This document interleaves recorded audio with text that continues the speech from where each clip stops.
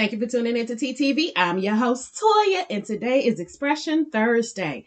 And I wanted to come to you guys and really give you a different method or a different way of looking at self expression and how we actually use it, because there are so many different ways in which we do it and so many variations and tools and things like that that people use. I like to bring different ideals to you and just kind of make you think about how you really express yourself to the world, because how you express yourself to the world is also how you feel and think about yourself.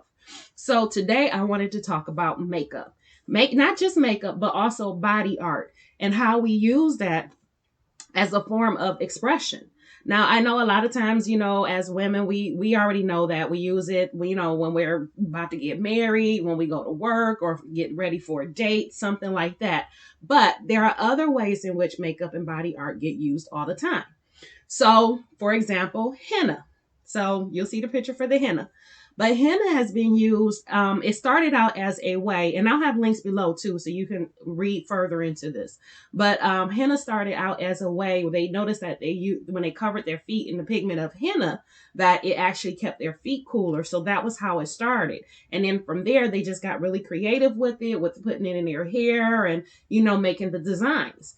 Now they do make the designs, and the designs you see on some of the hands for the women who get married. One of the things about that is that while they have that henna on their hands, they don't do any housework because they use that as a time to get to know their new husband.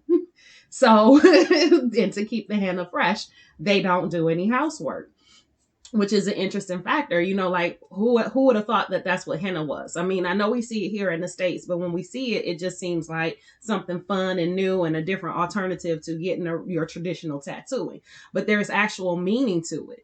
Then you have those where it's a group of men, and I want to make sure I get their names right. It's the Niger's Dobby Men. Okay, so it'll be a picture of them as well. And what they do is they get up, they get dressed and paint their faces and elaborate jewelry and costumes on to attract a mate. So they smile to show their white teeth and their makeup and just really and how tall they are. So they go through these ritualistic methods to try to attract a mate, and that's what they use the face paint for.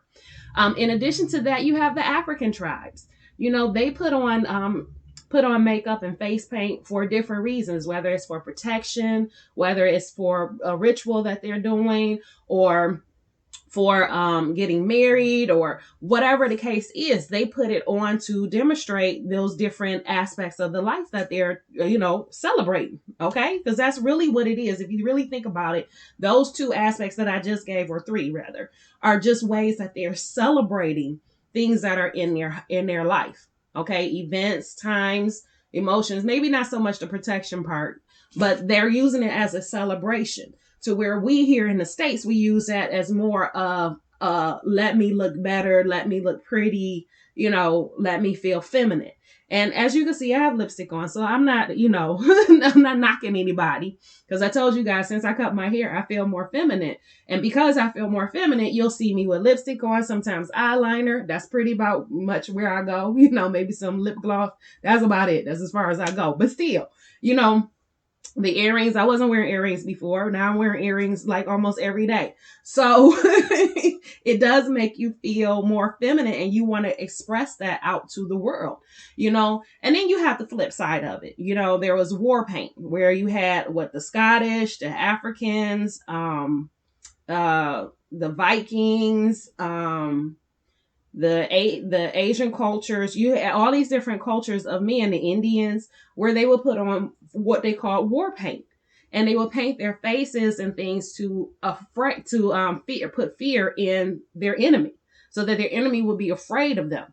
And they would even go with the sounds and the yelling and the, pumping of the chest and how hard can I hit my chest, that kind of thing, to demonstrate their strength and their ability to put fear in the person that, they're going against, their enemy.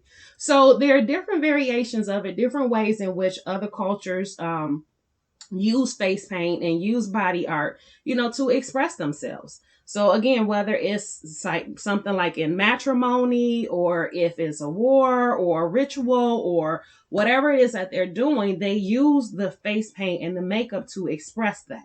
Okay, so it's a little history on there. I just want to make sure I covered everything. I talked about the Dobby Men, and that's a very interesting article. It was written by the BBC, and that's going to be below. So I really suggest you check that out because, like I said, it talks about the men and how they have to present themselves, and they have to be tall and have the white teeth, and the way they do the elaborate makeup, and even the emotions and things that they go through. You know, the jumping of the heights and all of that. Then you have Henna. So I have the history of henna. That's a link that's going to be below and really get more into detail about it because, like I said, it started with just using the henna to on their feet to keep their feet cool.